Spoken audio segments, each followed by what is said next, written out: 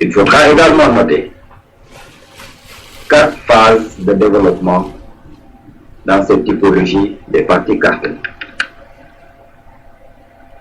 Le parti cartel est avant tout une redéfinition des relations entre le parti et l'État, dominé par des partis qui en définissent les modalités de fonctionnement. L'État forme un réservoir de ressources que les partis peuvent mettre à profit non seulement pour garantir leur survie, mais aussi améliorer leur capacité de résistance à de nouvelles formes de mobilisation. En ce sens, l'État devient une structure institutionnalisée de soutien en faveur d'acteurs établis et au détriment des outsiders. Pour avoir été de simples médiateurs entre la société et l'État, les partis sont désormais absorbés par celui-ci. Administrateurs au temps des partis de notables, délégués à l'époque des partis de masse, entrepreneurs à l'État ou bien à l'âge d'or des partis attrape-tout, ils occupent aujourd'hui une fonction d'agence quasi-étatique. Il y a aussi un processus de cartélisation et ses effets sur l'organisation des partis. En ce sens, il est peut-être plus exact de parler de partis cartels au pluriel, dans la mesure où cette évaluation, cette évolution dépend de la collusion et de la coopération entre les différents acteurs pertinents de la compétition politique, ainsi que d'accords qui, par nécessité, requièrent le consentement de l'ensemble ou presque des participants. Cependant, si ce développement est bien lié au système de partis et donc aux interdépendances entre partis, il a aussi des implications notables au niveau du profil organisationnel des partis constitués du cartel, ce qui justifie que l'on puisse parler de partis cartels au singulier. Il ne faudrait pas juste oublier que ce modèle rend compte d'évolutions difficilement contestables, mais on peut aussi adresser différentes critiques à cette analyse qui concerne notamment la place et le rôle des adhérents au sein des partis et le degré de clôture du champ politique par rapport aux mouvements sociaux. Si les frontières entre partis et sociétés civiles ont varié au cours du temps, tendant même vers la fusion dans le cas du parti de masse, vers une plus grande distance dans le cas du parti attrape-tout, il en va de même pour celles qui séparent le parti de l'État. Plutôt que d'envisager les relations entre partis, État et société civile à partir d'un modèle triangulaire statistique, on préférera ici les appréhender en termes de processus alimentés depuis le début, ou bien plus précisément le milieu du 19e siècle, par une série de réponses.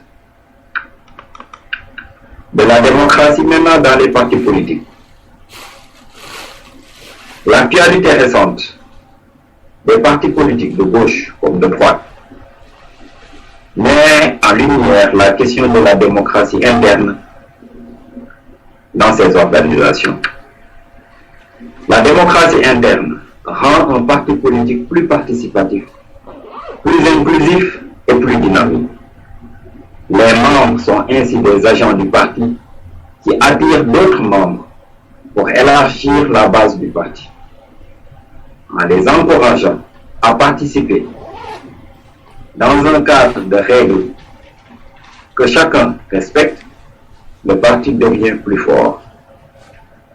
C'est pour dire qu'il faut des règles juridiques relatives au fonctionnement interne. Les valeurs, les principes et mécanismes de démocratie interne du parti politique sont élaborés dans le statut, dans la constitution ou la charte du parti. Donc chaque parti politique a une raison d'être ou une mission qui est basée sur des valeurs et principes fondamentaux. Ces valeurs définissent l'objectif du parti ainsi que son programme politique, qui non seulement explique les objectifs, les goals du parti, mais aussi les moyens pour arriver à ces objectifs. Les valeurs sont élaborées dans le statut, ou la constitution, ou la charte du parti politique. Il y a aussi les fonctions du statut. Le statut qui explique la structure du parti. Et typiquement, la constitution d'un parti définit l'idéologie, les principes et les objectifs du parti, définit l'éligibilité des membres, classifie les positions de direction et explique les modèles de sélection des leaders, décrit le rôle et la relation entre les différentes unités administratives au niveau national, régional et local. Elle établit aussi des commissions permanentes ou des groupes de travail dans des domaines importants tels que le développement de la politique, de la finance ou bien de la communication. Il y a également des règles imposées. Si l'amélioration peut venir de l'intérieur, il est possible de l'envisager de l'extérieur par l'intervention du législateur. Il est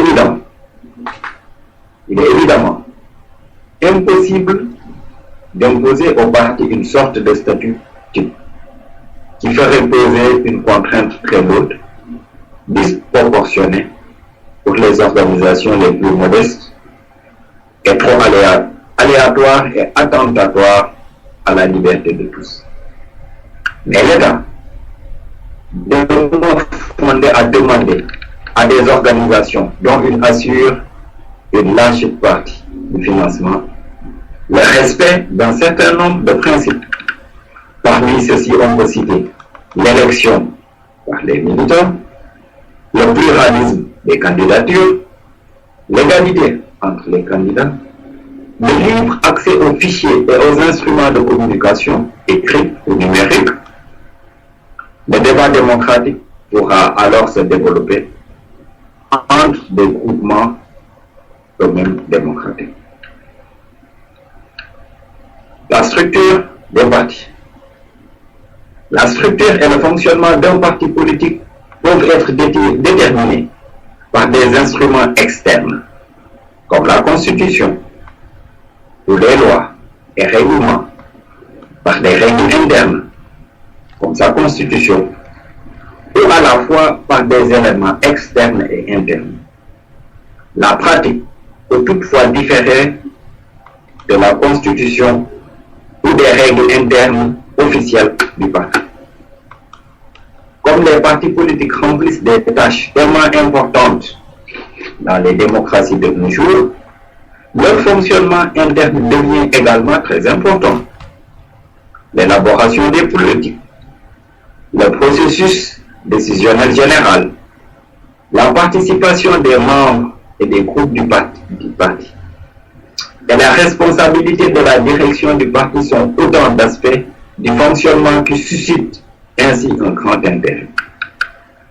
La structure organisationnelle d'un parti comprend souvent les éléments suivants.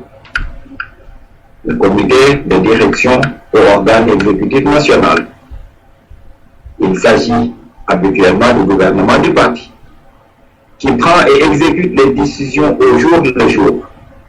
La composition du comité de direction nationale détermine une bonne part du fonctionnement du parti.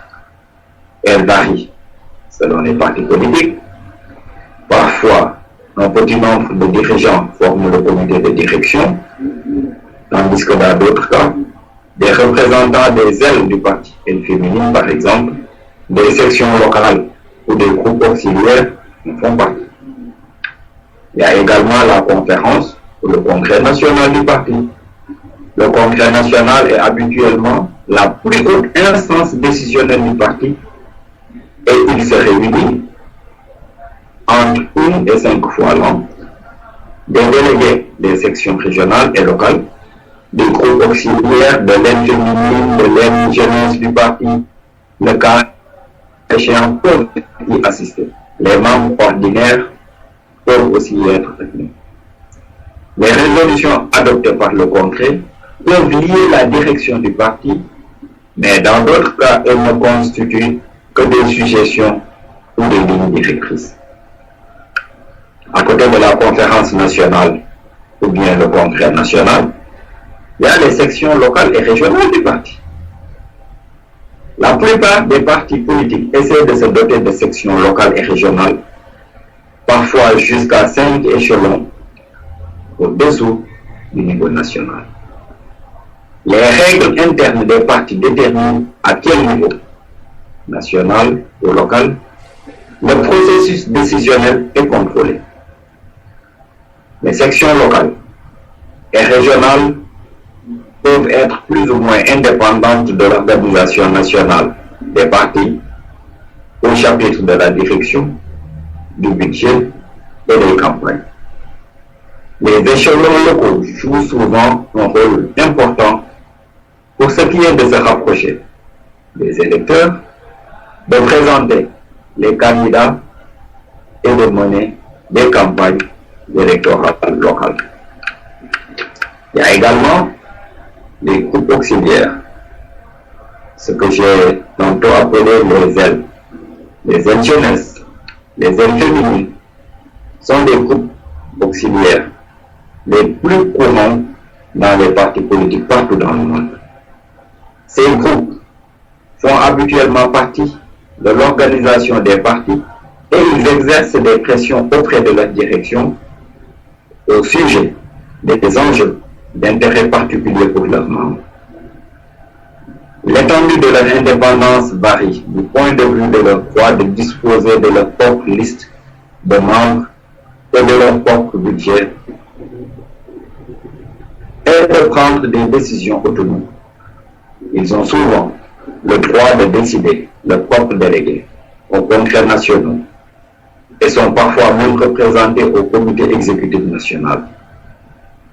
Le degré de fractionnement interne d'un parti politique relève jusqu'à quel point sa structure interne est hétérogène. Dans certains partis politiques, les groupes distincts ont une organisation indépendante et élisent leurs propres dirigeants. On retrouve également ce qu'on appelle les groupes affiliés. D'habitude, les groupes affiliés n'appartiennent pas officiellement à l'organisation du parti, mais sont des formations indépendantes qui ont des liens étroits avec lui. Les syndicats et les organisations d'employeurs sont des exemples types de groupes affiliés. Parfois, l'appartenance au groupe affilié confère automatiquement le statut de membre du parti politique. Par ailleurs, même si les dons importants et réguliers de l'un à l'autre sont courants, les budgets des organisations sont distincts. Explication de la situation par rapport à la démocratie interne. Et pour cela, 6 aspects doivent être mis en avant. Le premier aspect, c'est la sélection des leaders du parti. Il existe des règles et des procédures internes pour la sélection des leaders, tels que des critères comme le nombre d'années que la personne est membre ou une élection à l'intérieur du parti pour élire les leaders. Le parti politique a généralement des organes chargés de l'organisation d'élections internes, telles que l'Assemblée générale ou un congrès national.